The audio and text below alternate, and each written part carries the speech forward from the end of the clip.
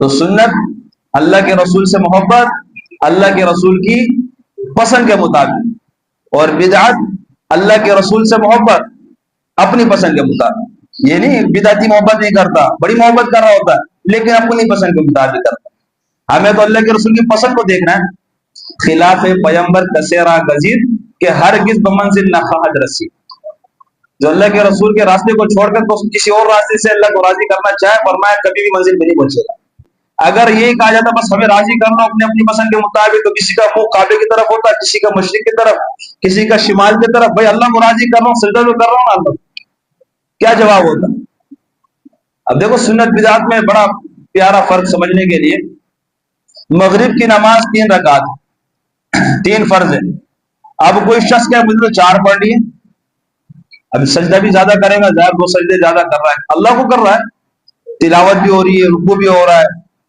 بظاہر کا مہینہ یہ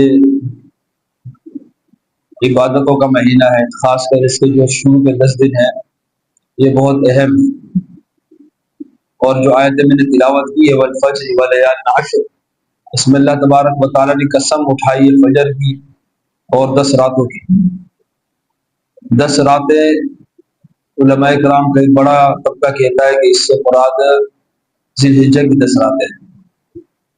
اللہ تبارک و تعالیٰ کو اپنی کسی بات کا یقین دلانے کے لیے قسم اٹھانے کی کوئی ضرورت نہیں ہے، لیکن اللہ تبارک و تعالیٰ بعض چیزوں کی قسمیں اٹھاتے ہیں تو اس میں ان کی عظمت کو بتانا مقصود ہوتا ہے کہ یہ چیز اللہ کے ہاں بڑی عظمت والی ہے۔ جیسے قرآن کی قسم اللہ نے اٹھائی ہے، سورج چاند کی قسم اللہ تعالیٰ نے اٹھائی ہے، تو یہ چیزیں اللہ کے ہاں عظمت والی ہے۔ اسی طرح 10 راتیں بھی اللہ کے ہاں بڑی عظمت والی ہے۔ اور حدیث کے اندر آتا ہے اس کے دن کا ایک دن کا روزہ سال کے روزے کے برابر ہے، یعنی ایک دن کا روزہ رکھ لینا گویا کہ جو 9 دن شروع ہے، کیونکہ 10واں دن تو اللہ کی طرف سے مہمانی کا دن ہوتا ہے، اس دن روزہ رکھنا جائز نہیں ہے۔ تو ان 9 دنوں میں فرمایا کہ روزہ رکھنا ایسا ہے گویا کہ سال اس نے روزہ رکھا۔ اور پھر 9 عرفہ جو 9واں دن ہے، 9 ذی الحجہ، اس کی بطور خاص فضیلت آئی ہے، فرمایا کہ جو 9 عرفہ کا روزہ رکھے گا تو اللہ تبارک و تعالیٰ سے مجھے امید ہے کہ اللہ تعالیٰ اس کے 1 سال گزشتہ کے 1 سال آئندہ کے گناہ معاف فرما دیں۔ یہ فضیلت والے دن ہیں، جتنا ہو سکے بندہ اس میں اللہ کی عبادت کر لے اور روزہ رکھنے کا اہتمام کر لے، نہیں تو 90 دن تو روزہ رکھ ہی جائے، اس میں کوتاہی نہ ہو، کیونکہ بڑی فضیلت اور تھوڑا سا عمل ہے، ثواب بہت، اور زندگی میں شاید کہ یہ 9 عرفہ نصیب ہو یا آخری ہو، دوبارہ نصیب نہ ہو، تو آدمی ذرا سے مشقت اٹھا کر ڈھیروں ساری نیکیاں حاصل کر سکتا ہے۔ تو 9 عرفہ کا روزہ رکھنے کا اہتمام کر دیا جائے۔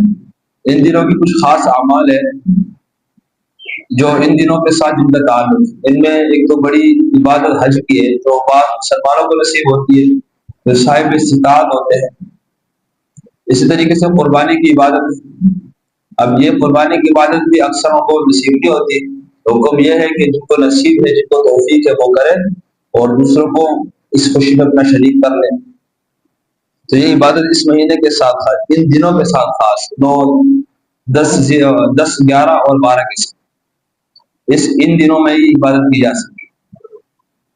اسی طریقے سے ان دنوں کی عبادت 9 ذی الحجہ سے 13 ذی الحجہ کے اثر تک تکبیرات تشریق کی عبادت ہے، یعنی اللہ اکبر لا الہ الا اللہ واللہ اکبر وللہ الحمد، یہ تکبیرات کہنا اور ہر نماز کے بعد بلند آواز سے کہنا مردوں پر واجب، ہر فرد نماز کے بعد، چاہے اکیلا ہو چاہے باجماعت نماز کے ساتھ نماز پڑھ رہا ہو، یا کسی وجہ سے جماعت میں شامل نہ ہو سکا ہو، اکیلا پڑھ رہا ہو، تب بھی بلند آواز سے کہنا واجب۔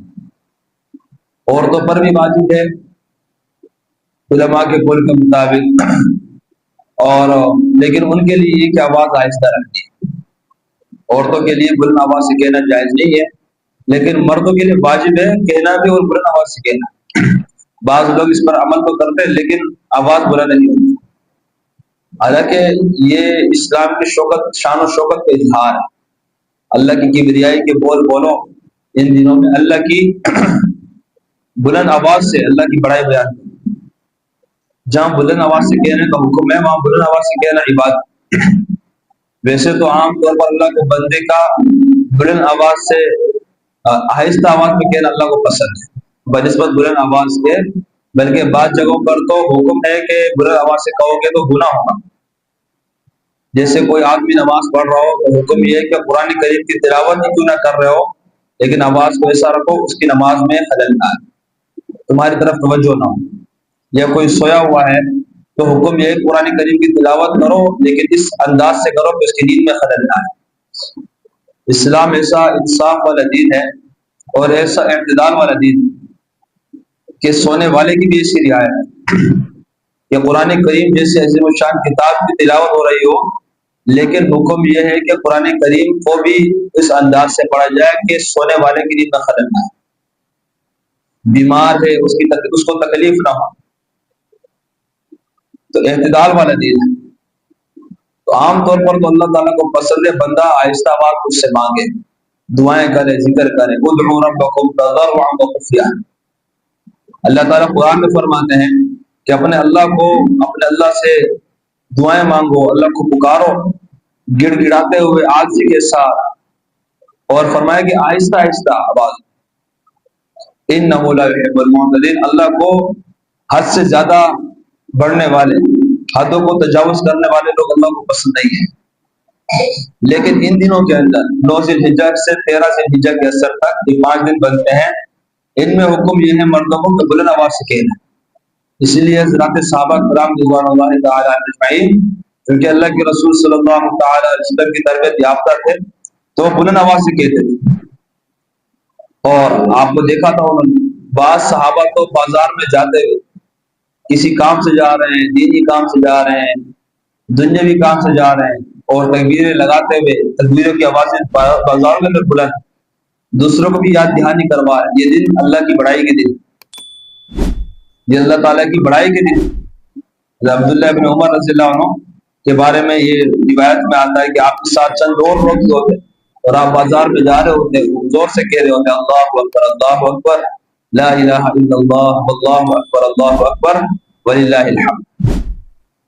تو یہ ان دنوں کا خاص عمل ہے، 9 ذی الحجہ کے فجر سے 13 ذی الحجہ کے عصر کی نماز کے بعد کہنی ہے، مغرب کے بعد جو ہے وہ نہیں کہنی۔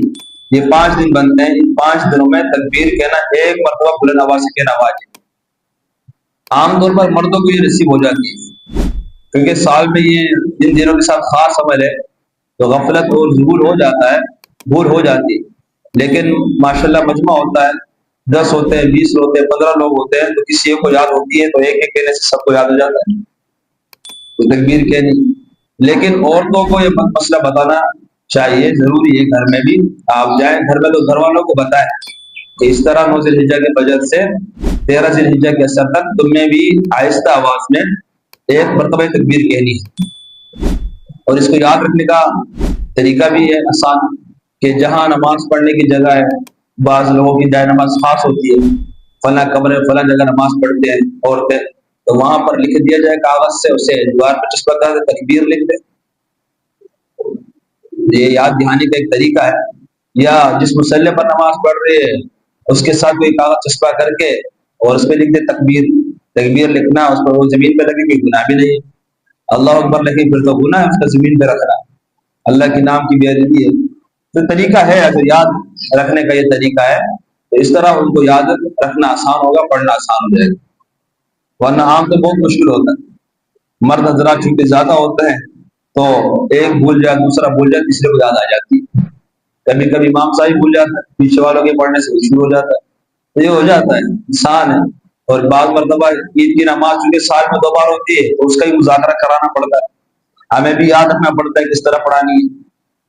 اس سال میں جب ایک عمل کم اور 1 بار 2 بار ہوتا ہے تو انسان تو ہی نسیان سے، وہ تو کمزور ہے، وہ تو بھول جاتا ہے، تو یاد رکھوانا بھی پڑتا ہے، یاد رکھنا بھی پڑتا ہے، دوسروں کو بھی یاد دہانی کروانی پڑتی ہے، طریقہ بتانا پڑتا ہے۔ تو میں عرض کر رہا تھا کہ یہ ایک عمل ہے تکبیر تشریق، جسے تکبیرات تشریق بھی کہا جاتا ہے۔ تو یہ ان دنوں کا عمل ہے خاص، 9 ذی الحجہ کے فجر سے 13 ذی الحجہ جو 5 دن بنتے ہیں تقریباً، ان 5 دنوں میں ہر نماز کے بعد، فرض نماز کے بعد ایک مرتبہ بلند آواز سے کہنا اللہ اکبر لا الہ الا اللہ واللہ اکبر وللہ الحمد، یہ واجب ہے۔ اگر کسی کو یاد ہو یاد کر سکتا ہے، آسان ہے، کوئی مشکل بھی نہیں ہے، اللہ کا نام ہی ہے، اور اکبر کے ساتھ اللہ کی بڑائی ہے۔ لا الہ الا اللہ ماشاء اللہ مسلمان کو آتا ہے، اللہ اکبر 2 بار اللہ اکبر کہنا ہے، پھر لا الہ الا اللہ 1 بار کہنا ہے، پھر واو کے ساتھ کہنا ہے واللہ اکبر، پھر اللہ اکبر، یعنی 4 مرتبہ اللہ اکبر ہے، تیسری مرتبہ والے میں واو ہے بس، اور پھر آخر میں وللہ الحمد، اللہ اکبر یہ 2 ہو گیا، پھر لا الہ الا اللہ، پھر واللہ اکبر اللہ اکبر وللہ الحمد، یعنی اگر ہم اس کو 2 حصوں میں تقسیم کر لیں تو بنے گا اللہ اکبر لا الہ الا اللہ، ایک حصہ ہو گیا، پھر واللہ اکبر اللہ اکبر وللہ الحمد، 2 حصوں میں ہو گیا، 2 آسان ہو گیا، پھر بھی یاد نہ ہو دوبارہ پوچھ لیں، کسی بھائی سے پوچھ لیں، یا آج کل آسان ہے، نیٹ پہ آپ سے یہ لکھیں تکبیر تشریق، پورے آپ کے پاس تصویریں آ جائے گی، فلاں انداز لکھا ہوا آ جائے گا۔ آج میں مشکل نہیں ہے دین سیکھنا، جس طرح اور چیزیں آسان ہے، دین شروع میں بھی آسان تھا، آج اور زیادہ آسان ہے، لیکن سیکھا جائے تو بہت آسان ہے۔ تو یہ ایک خاص عمل ہے۔ اگر کسی نے فرض کے بعد نہ کہا، اکیلا پڑھ رہا تھا بھول گیا، اب بعد میں آیا، اب پڑھ لینے سے وہ واجب ادا نہیں ہوگا، استغفار کر کہہ لے، مذائقہ نہیں ہے تب کہہ لے، لیکن استغفار کر لے کہ یا اللہ واجب مجھ سے چھوٹ گیا، مجھے معاف فرما دے، اللہ معاف کر دے گا، بھول تو ویسے اللہ معاف کر دیتا۔ اللہ کے رسول صلی اللہ تعالی علیہ وسلم کی حدیث ہے رفع عن امتی الخطأ والنسیان، کہ اللہ تعالیٰ نے میری امت سے غلطیاں، بھول چوک، اللہ تعالیٰ نے اس کو معاف کر دیا، یہ بوجھ اللہ نے میری امت سے اٹھا لیا ہے، اس کا کوئی حساب اللہ نے لینا ہی نہیں، بھول ہو گئی، غلطی ہو گئی تو اللہ تعالیٰ اس کا حساب نہیں لیتا، اس کا حال یہ ہے کہ بس استغفار کرنا۔ تو یہ ایک عمل ہے، واجب عمل ہے، تکبیرات تشریق یا تکبیر تشریق ہر نماز کے بعد 1 مرتبہ بلند آواز سے کہنا مردوں کے لیے، اور ہر فرض نماز کے بعد آہستہ آواز میں کہنا عورتوں کے لیے واجب۔ اور ایک عمل میں نے عرض کیا کہ عرفہ کا روزہ ہے، 9 ذی الحجہ کے دن کا روزہ، اس کی بڑی فضیلت آئی حدیث کے اندر آتا ہے احتسب علی اللہ ان یکفر السنۃ التي قبلها والسنۃ التي بعدها او كما قال صلی اللہ علیہ وسلم، کہ میں اللہ سے یہ امید رکھتا ہوں کہ اللہ تعالیٰ جو 9 ذی الحجہ کا روزہ رکھے گا تو اللہ تعالیٰ اس کے 1 سال گزشتہ کے اور 1 سال آئندہ کے گناہ معاف فرما دے گا۔ تھوڑا سا عمل ہے، کتنی بڑی کمائی ہے، تو انشاءاللہ ہمارا بھی ارادہ، آپ ارادہ کر لیں، ہم سب انشاءاللہ ارادہ کر لیں، طاقت ہے، قوت ہے، صحت ہے تو کیوں نہ آخرت کی کمائی حاصل ہو۔ میں عرض کر رہا ہوں اللہ یہ نصیب کر دے، یہ بھی یقین نہیں ہے، ابھی بھی 3-4 دن ہے، تو کیا بھروسہ، اللہ نصیب کر دے دوبارہ نصیب ہونا ہو، اس کا تو بالکل چانس ہی نہیں ہے، کوئی بھروسہ ہی نہیں ہے۔ 3-4 دن بعد اللہ نصیب کر دے تو کیوں نہ اس موقع کو غنیمت سمجھ کر اس سے فائدہ اٹھایا جائے۔ تو یہ ایک اور عمل 9 عرفہ کا روزہ، 9 ذی الحجہ کا روزہ، جسے یوم عرفہ بھی کہا جاتا ہے۔ عرفہ اس لیے کہا جاتا ہے کہ میدان عرفات کے اندر مسلمان جمع ہوتے ہیں، لاکھوں میں جمع ہوتے ہیں، اور ایک لامتناہی خلقت ہوتی ہے، اللہ کی بندے ہوتے ہیں اللہ کے، اور عرفات کے میدان میں کھڑے ہو کر اللہ کے سامنے رو رہا ہے، اور کوئی اللہ کے سامنے ہاتھ اٹھا کر دعائیں مانگ رہا ہے، کوئی عاجزی میں ہے، کوئی رکوع میں ہے، کوئی کس طرح ہے، اور کوئی ذکر کر رہا ہے اللہ کا، اللہ کو منایا جا رہا ہے، اللہ کو راضی کیا جا رہا ہے، اور اللہ بھی اس دن راضی ہونے کے لیے بندوں کے انتظار میں ہوتے ہیں۔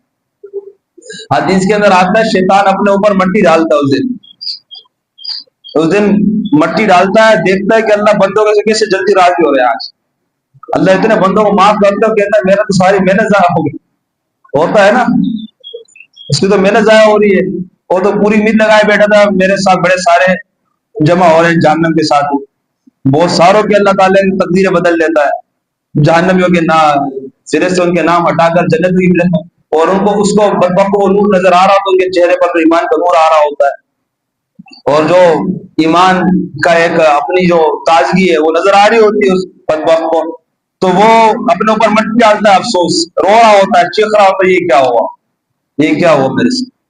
اس لیے حدیث میں سب سے زیادہ رسوائی شیطان کو عرفہ کے دن ہوتی ہے، کیونکہ حاجی جس کے لیے دعائیں مانگ رہے ہوتے ہیں، اللہ کیسے ان سے راضی ہو کر اللہ ان کی دعاؤں کو قبول فرماتا ہے، اللہ ان کی دعاؤں کو قبول فرماتا ہے، اور اللہ کی رحمت کی بارش میں برس رہی ہوتی عرفہ کے دن۔ تو اس لیے اسے یوم عرفہ کہا جاتا ہے، 9 ذی الحجہ کو، کہ اس دن عرفات کے میدان میں حجاج کا اجتماع ہوتا ہے، بڑی مقدار بڑی تعداد کے اندر حجاج حضرات جو ہے وہ حاجی حضرات جمع ہوتے ہیں، اور اللہ کی عبادت کی ادائیگی کے لیے، حج جیسی عظیم الشان عبادت کے انجام دہی کے لیے۔ عرفہ کو رکن اعظم کہا جاتا ہے حج کا، سب سے بڑا رکن، وہاں ٹھہرنا ہی عبادت ہے، بھلے آدمی کچھ نہ کرے۔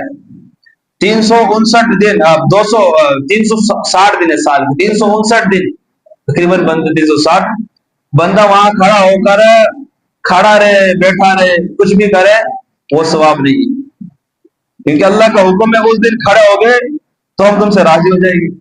اللہ کا حکم ہے تو وہاں پر کھڑا ہونا عبادت بن گیا، وہاں پر ٹھہرنا عبادت بن گیا، وہاں پر رہنا عبادت بن گیا۔ اللہ کے حکم سے ہی اعمال کے اندر طاقت آتی ہے۔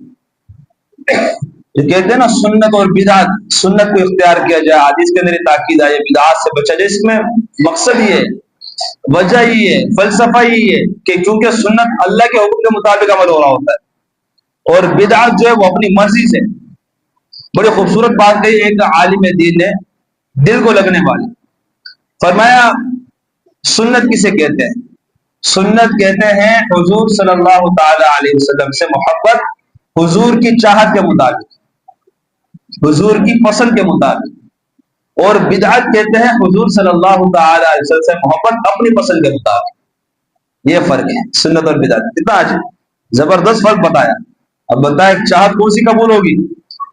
جو ان کی چاہت کے مطابق عمل ہو نا، بازار وہ بھی نیک عمل نظر آ رہا ہوتا ہے، لیکن چونکہ وہ دین کا حصہ نہیں ہوتا اور اس کے مطابق نہیں ہوتا، جو اللہ کے رسول کا طریقہ ہے، جو اللہ کا حکم ہے، پیارے نبی صلی اللہ علیہ وسلم نے جو طریقہ پسند فرمایا اس طریقے سے ہٹ کر ہو رہا ہوتا ہے، اس لیے فرمایا کہ وہ محبت اللہ کے قابل قبول ہے۔ محبت تجھ کو آداب محبت کو سکھا دے گی، ہر محبت قابل قبول نہیں، محبت کے آداب ہوتے ہیں۔ ہاں تو سنت اللہ کے رسول سے محبت اللہ کے رسول کی پسند کے مطابق، اور بدعت اللہ کے رسول سے محبت اپنی پسند کے مطابق۔ یہ نہیں بدعتی محبت نہیں کرتا، بڑی محبت کر رہا ہوتا ہے لیکن اپنی پسند کے مطابق کرتا۔ ہمیں تو اللہ کے رسول کی پسند کو دیکھنا ہے، خلاف پیمبر کسیرا گزیر کہ ہرگز بمنزل نہ خواہد رسی۔ جو اللہ کے رسول کے راستے کو چھوڑ کر تو کسی اور راستے سے اللہ کو راضی کرنا چاہے، فرمایا کبھی بھی منزل پہ نہیں پہنچے گا، کبھی بھی منزل تک نہیں پہنچے گا۔ خلاف پیمبر کسیرا گزیر کہ ہرگز بمنزل نہ خواہد رسی، شاعر نے فارسی زبان میں شعر کیا ہے۔ تو اللہ کو عمل بھی پسند، وہ عمل پسند جو اللہ کے رسول کے مطابق، ان کے طریقے کے مطابق۔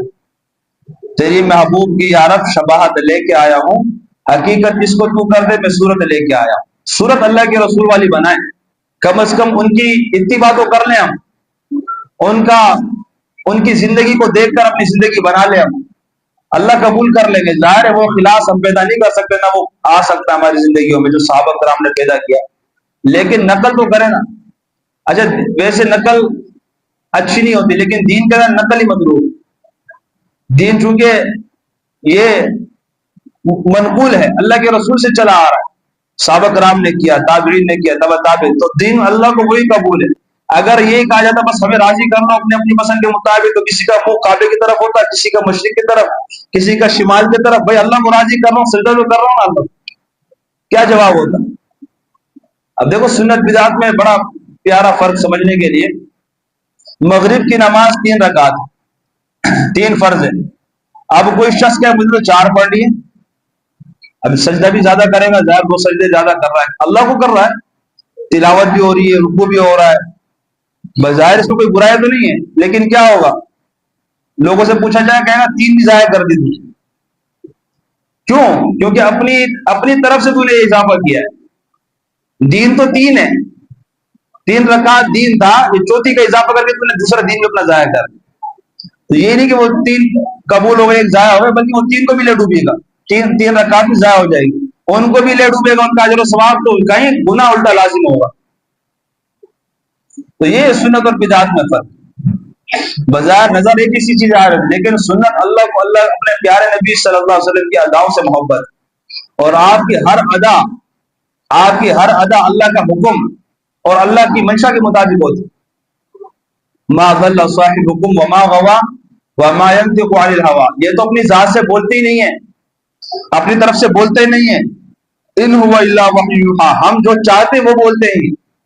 یہ اللہ فرما رہے قرآن، ہماری چاہت کے مطابق ان کا کلام ہوتا ہے.